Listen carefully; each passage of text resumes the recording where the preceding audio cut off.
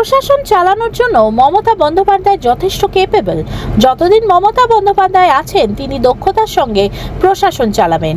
দলের মধ্যে অভিষেক বন্দ্যোপাধ্যায়কে মুখ্যমন্ত্রী করার দাবিকে এইভাবেই নস্যাৎ করে দিলেন মেয়র ও পৌর ও নগর উন্নয়ন মন্ত্রী ফিরহাদ হাকিম।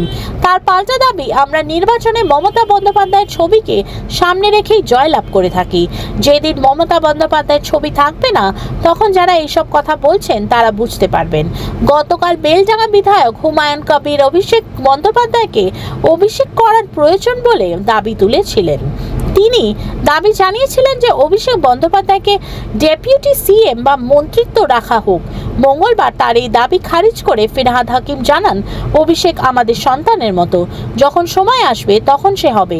কিন্তু যারা মমতা বন্দ্যোপাধ্যায়কে বাদ দিয়ে কথা বলছেন তাদের উদ্দেশ্যে বলি, মমতা বন্দ্যোপাধ্যায় প্রশাসনকে সামলানোর জন্য যথেষ্ট দক্ষ এবং পারদর্শী বলে জানালেন মেয়র তথা মন্ত্রিসভার সদস্য ফিরহাদ হাকিম।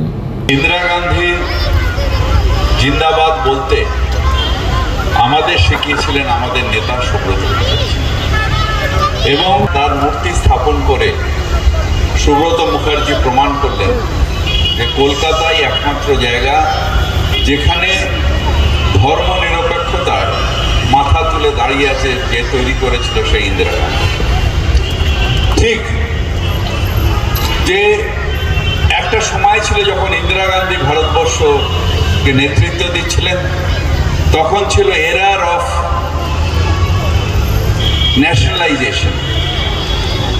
আর আজ ভারতবর্ষ ঠিক উল্টো রাস্তায় এরা অফ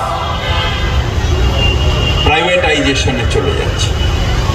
অর্থাৎ তখন দেশের সম্পদ তৈরি করার জন্য ইন্দিরা গান্ধী যেসব কয়লা খনি থেকে নিয়ে, সেল থেকে নিয়ে, ভেল থেকে নিয়ে তাদের যখন তিনি ন্যাশনালাইজ করেছিলেন ভারতের সম্পদ তৈরি করার, আর এখনকার সরকার সেই সব সম্পদগুলো বিক্রি করে করে করে করে ভারতকে নিঃস্ব করে দেওয়ার চেষ্টা করছে।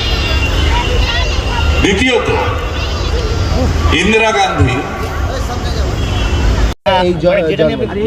ভারতবর্ষের বলিষ্ঠ নেতৃত্বে ইন্দিরা গান্ধী নিশ্চিতভাবে ছিলেন। শুধু ভারতবর্ষ নয়, পৃথিবীতে ভারতবর্ষের সম্মান করেছিলেন।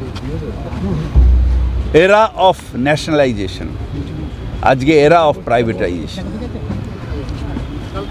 তখন আমরা অ্যাকোয়ার করতাম, এখন আমাদের ভারতবর্ষ সেল করে যাচ্ছে। পুরনো বাস এখন বেশি না চালানো উচিত। বাড়িতে রিপেয়ার করতে গেলে অন্তত কভার করে রিপেয়ার করুন। এই মানুষের কাছে এই সাহায্যগুলো চেয়েছি। আর আমরা যেরকম স্প্রিংকলার দেওয়া, ফগ মেশিন দেওয়া দিয়েছি, দু একটা পয়েন্ট ছাড়া কিন্তু এখনও আমাদের কন্ট্রোলের মধ্যে বায়ু দূষণ আছে। আজকে 2 মধ্যে গণ্ডগোলে শিয়ালদায় পুলিশ কিয়স্ক ভাঙচুর, বাস নিয়ে মারামারি, পুলিশের নিরাপত্তা পুলিশই আসলে এখন না একটা অরাজকতা তৈরি হয়েছে। এটা শুধু এখানে না, সারা ভারতবর্ষ জুড়ে একটা অরাজকতা, একটা ইরিটেশন হচ্ছে মানুষের মধ্যে। Mamata Banerjee is capable of driving বলিষ্ঠ নেতৃত্ব যাকে বলে, সে নেতৃত্ব দিতে সক্ষম। কাউকে এটা নিয়ে মাথা ঘামাতে হবে না। আমি অভিষেকের ব্যাপারে জানবো না, কারণ বলবো না, তার কারণ হচ্ছে অভিষেক আমাদের সন্তান, ঠিক টাইমের সেগুলো আসবে। কিন্তু Mamata Banerjee is capable of doing everything. আমরা মমতা ব্যানার্জির ছবি লাগিয়ে জিতি।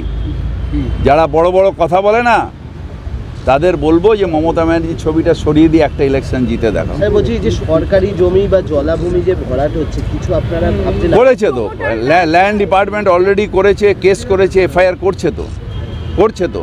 এগুলো এখন নতুন হয়নি, এগুলো বামফ্রন্টের আমল থেকে ভরাট হয়েছে। এই যে জুলকার বলছে সে নাকি আপনাদের, আবার কালকে তো এটা জবাব দিলাম, কে জুলকার ফুলকার, আপনারা এইসব এদের ক্রিমিনালদের নিয়ে চলেন।